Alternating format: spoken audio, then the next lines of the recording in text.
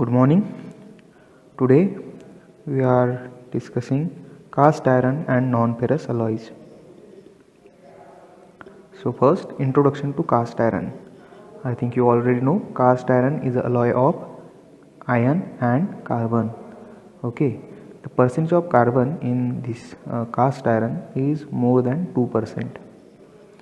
So cast iron is the alloy of iron and carbon in which carbon varies from 2% to 6.67%, that is maximum solubility of carbon in austenite, and it is less than the carbon content of cementite.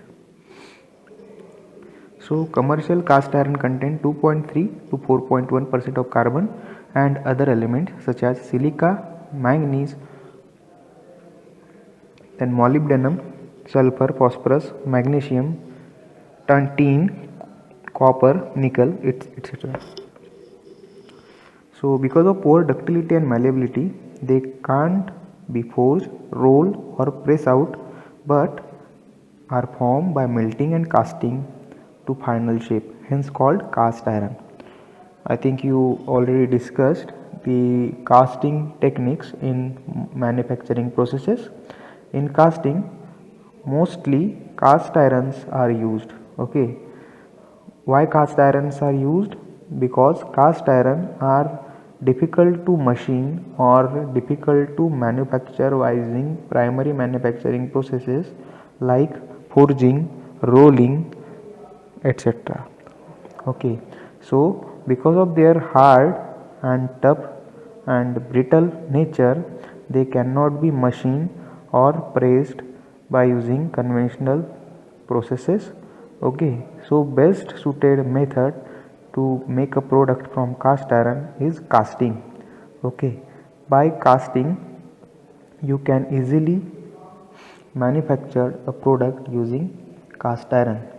So what is casting? In casting we melt the cast iron and then we pour this cast iron, melted cast iron, into a cavity or into a mold cavity, and then we kept it for some time, that is solidification starts and ends. After complete solidification, if you taken out the part from this mold cavity, then you will find a product or final product is prepared using this process. Okay, so by this way final product can be developed, prepared or manufactured using casting technique. So this is the best metal for casting, hence cast iron is the name given to this metal or alloy. So they are easier to melt because of their lower melting temperature, that is 1150 degree centigrade or 1250 degree centigrade. This is the range. Okay, the last one is 1250 degree centigrade, so there is another zero there. So cast iron are the cheapest among the all commercial alloys. Okay, hence this is the best method or best suited method for casting. Then classification of cast irons. So on the basis of microstructure and appearance of fracture. Okay, so what is fracture? When we cut or break the cast iron, for example you have a single piece of cast iron and if you break it into two pieces, then the area of cross section where the fracture occurred and the color and the microstructure of this fracture region is observed, and then on the appearance or on the microstructure of this fracture region, the cast iron is classified as first is white cast iron. In this type, all the carbon in the cast iron is available in the form of cementite. Okay, I think you already know what is cementite. Okay, next is the color of the white cast iron. The name already suggests or gives you the idea. The fracture region color is near about white or whitish type of area is observed. Then malleable cast iron. By the heat treating the white cast iron, the combined carbon, that is Fe3C, in the Fe3C form is converted into uncombined form, that is in irregular round shape. Okay, so this is second type of cast iron, malleable. Third is grey cast iron. So in grey cast iron, all carbon in the cast iron is in graphite flake form. Okay, so graphite flakes are observed in the microstructure of grey cast iron. In case of white cast iron, there is no graphite, there is a combined form of carbon, and cementite, that is Fe3C, is observed in the white cast iron. Okay, and grey cast iron, the name already suggests, the fracture region or fracture region appearance is near about or is in the grey form. Okay, so grey color is observed in the fracture region. Next is molted or chilled cast iron. So by controlling the cooling rate, cast iron is made to form as white, the cast iron surfaces layer, and grey cast iron at interior is called chilled cast iron. Okay, so what is chilled cast iron? The white cast iron on the surface and grey cast iron in the interior.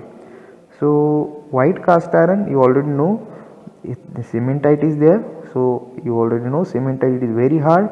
So in this chilled cast iron, the exterior surface or outer surface of the metal is very hard, but inner side there is a grey cast iron, so inner is slightly soft and tough material is obtained by this process. Okay, next is nodular cast iron. So nodular cast iron contains graphite flakes in the grey cast iron is converted into nodules of graphite. Okay, so grey cast iron contains graphite flakes. Flakes means lines or segments, small segments of the graphites. Okay, chips, small chips of graphite. That chips is converted into nodules. Okay, means long structure. Okay, long linear structure is converted into nodules, small globules. Okay, spherical shape. So by this process, the grey cast iron converted into nodular cast iron. Okay, so by controlling the solidification, you can convert this graphite flakes into nodules of graphite.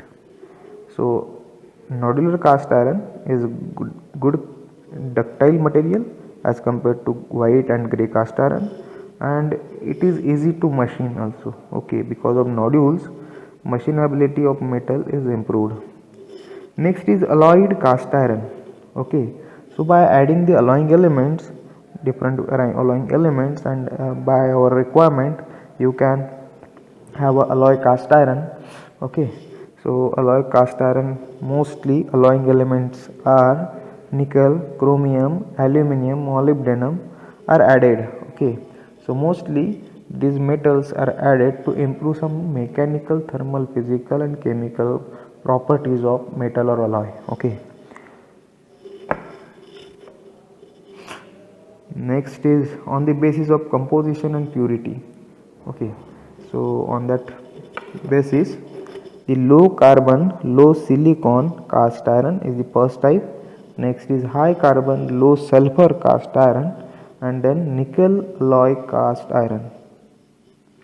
On the basis of furnace used to manufacture. Okay, so cast iron are produced or developed or prepared by some heat treatment processes. Okay, so on that process or on the basis of furnace used to manufacture the cast iron, the first type is cupola cast iron. So cupola furnace you already discussed in manufacturing processes. So cupola furnace is used to manufacture the cast iron. So that cast iron is known as cupola cast iron. Okay, the second one is air furnace cast iron. So air type of furnace means furnace with air is used to produce a cast iron known as air furnace cast iron. Okay, next is electric furnace cast iron. Okay, so electrical furnace is used to produce cast iron known as electric furnace cast iron. Next is Moir's diagram. So Moir's diagram is the plot between carbon content and silicon content of the cast iron to show as to what should be the mode of solidification for given cooling rate. Okay. So presence of relative amount of various elements in a cast iron greatly influenced by their microstructure. The extent of graphitization depends upon the graphitization element and particularly silicon along the carbon content. So this is the Moir's diagram. In this Moir's diagram you can see this is the carbon percentage and this is the silicon percentage. Okay, so this first one is first white cast iron, second is pearlitic cast iron, and third is ferritic cast iron. Okay, so these are the types of cast iron depending on the carbon percentage and the silicon percentage. If the silicon percentage is less than 2%, that is white cast iron. If we increase the silicon percentage up to 5%, then you will get the pearlitic type of grey cast iron, and if you increase the percentage of silicon again above the 5 and near about to 7, then you will get the ferritic type of cast iron. Okay, so these are the or above 7 you will get definitely ferritic cast iron. So these are the types of cast iron. Okay, so this is Moir's diagram. From above diagram it can be concluded that for normal cooling rate, high carbon and high silicon produces ferritic grey cast iron. Okay, when you keep high carbon and high silicon, high carbon, high silicon, ferritic grey cast iron. If you keep low silicon and low carbon, results in white cast iron, and moderate silicon and carbon is responsible for pearlitic occurrence. So first is high carbon, high silicon, you will get ferritic grey cast iron, ferritic grey cast iron. Low silicon, low carbon, that is white cast iron, and moderate silicon, moderate carbon is pearlitic cast iron, grey cast iron. Okay, so low is white and high is a grey ferritic type, and moderate is pearlitic grey cast iron. So in region 1, okay, so these are the regions, is first region, second region, third region. So in region 1 cementite is stable. Okay, in region 2 sufficient silicon is caused graphitization of cementite except the cementite in pearlitic form. In region 3 large amount of silicon decomposes all cementite and results in ferritic. The cooling rate for the Moir's diagram is drawn is normal cooling rate in sand mold. Okay, you already know what is sand mold. If cooling rate changes, diagram will also change. So this is the standard Moir's diagram. Okay. Then white cast iron. So this is the microstructure of white cast iron. In white cast iron you will see austenite and cementite. Okay, this is T4, and in T5 you will see cementite and pearlite. So freshly broken surface shows a bright white fracture, means when you cut or break the cast iron and if you see white color or white fracture, then that is white cast iron. So almost all kind carbon in cementite form. So you already know cementite is very hard, so it is hard and brittle. So composition of white cast iron is 1.8 to 3.1% of carbon plus 0.5 to 2% of silica and plus 0.2 to 0.8% of manganese plus 0.18% of phosphorus plus 0.1% of sulfur. So all other materials are in traces. Okay, so major composition is carbon 1.8 to 3.1, so So you will see here 1.8. So you can say it is you already discussed cast iron contain more than 2% of carbon. So why here 1.8% of carbon? So some controlling other factors, by controlling other factor you can have a cast iron, okay, but if you want to say precisely, then carbon must be a 2% minimum. So 2.11 is the accurate one. So 2.11% carbon to 3.1% of carbon in white cast iron plus 0.5 to 2% of silica. These are the major contributors of cast iron, and the remaining portion is iron, okay, and these are the traces of manganese, phosphorus and sulfur. So this is the major composition. So in composition you must add iron plus, you can write here, plus remaining iron, okay, so that should be added here. Next, properties.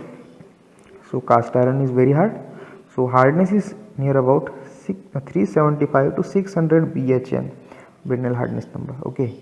Tensile strength is 20,000 to 70,000 psi, okay. Then compressive strength is 2 lakh to 250,000 psi. Then applications: to produce malleable cast iron, white cast iron is used. Then to produce hard and wear resistant surfaces, okay, cement mixtures, liners and ball mills, white cast iron are widely used. Next is grey cast iron. So in grey cast iron, freshly broken part shows grey fracture.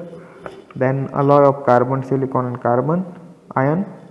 Then composition is 2.5 to 3.8% of carbon, 1 to 1.1 to 2.8% of silica, plus 0.4 to 1% of manganese, plus 0.15% of phosphorus, plus 0.1% of sulfur. Then properties. So presence of graphite flakes 0.05 to 0.1 mm, that is the size of graphite flakes, minimum maximum. So occupy 10% of metal volume. So because of that graphite flakes, it occupies some space in the metal, okay. So lowest melting point in all ferrous alloy and highest fluidity. So because of this graphite flakes, the fluidity of this grey cast iron is improved or increased. So good machinability than steel and high resistance to alloy wear, okay. So high vibration damping capacity and high compressive strength. So cast iron has high compressive strength, so it has wide applications where the high compressive strength is required, okay. So high vibration damping capacity is also one of the property of grey cast iron. So applications: machine tools, structures, cylinder blocks, heads, piston rings, gas, water pipes and casted products. So there are number of products which are manufactured using grey cast iron. So there are three types of grey cast iron: this ferritic type of grey cast iron, ferrite perlite grey cast iron and perlite grey cast iron. In ferrite grey cast iron you will see a graphite flakes, okay, and some ferrite. In ferrite perlite you will see a graphite flakes, perlite region and ferrite region, okay. In perlite grey cast iron you will see perlite and grey cast iron, okay. So there are three major types. So when your cooling rate is very slow type of cooling is there, then you will get ferrite grey cast iron. In ferrite grey cast iron there is a cast iron or carbon in the form of graphite flakes and there is a ferrite region. In second type, ferrite and perlite grey cast iron, so graphite flake is also there, but it also have a perlite there and graphite also there. If you see the pearlitic gray cast iron, so in pearlitic gray cast iron you will see a perlite is there and graphite flakes are there. So these are the main three types of gray cast iron. Next is malleable cast iron. So it is obtained by giving a long time annealing to cast iron. So annealing we already discussed in unit number 3. So annealing is the type of heat treatment process where you heat the metal up to oxidation temperature and cool down it slowly in normal air or in furnace. So to get high duty cast iron, steel scraps 10 to 40% may be added to lower than the carbon content.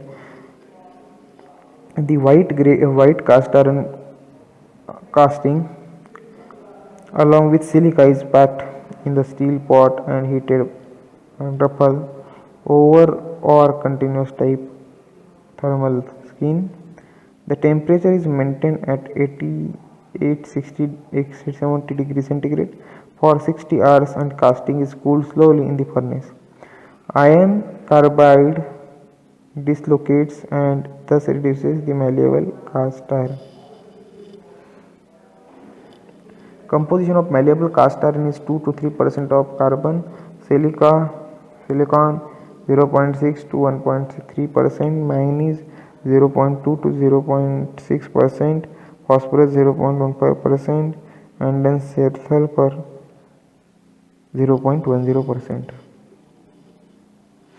Properties are high yield strength, soft, tough, easy to machine, hammered and rolled to different shapes, then high young modulus and low efficiency to thermal expansion, then good wear resistance and vibrations damping capacity.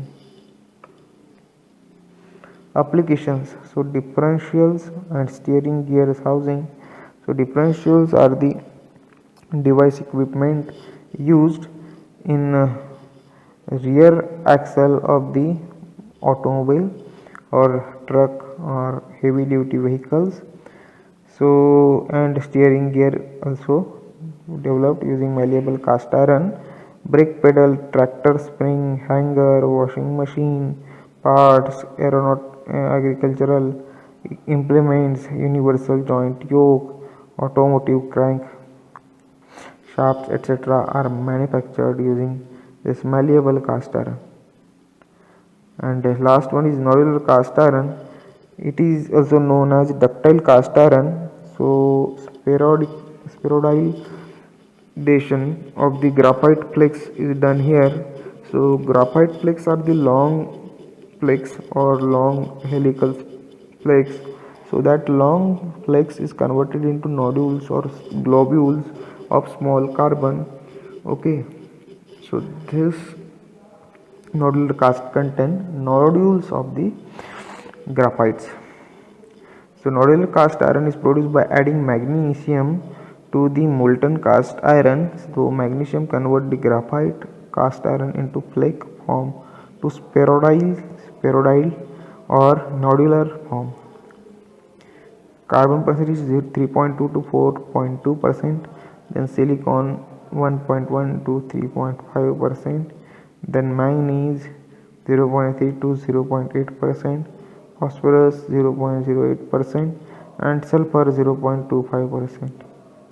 So properties are very good machinability, excellent castability, and wear resistant. Soft annealed nodular cast iron can be turned at very high speed and feed. Damping capacity of intermediate between cast iron and steel.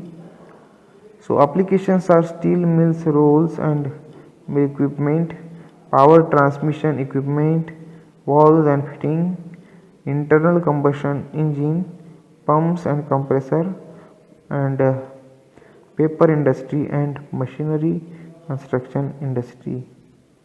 Okay, so these are the 4 types of cast iron. Why?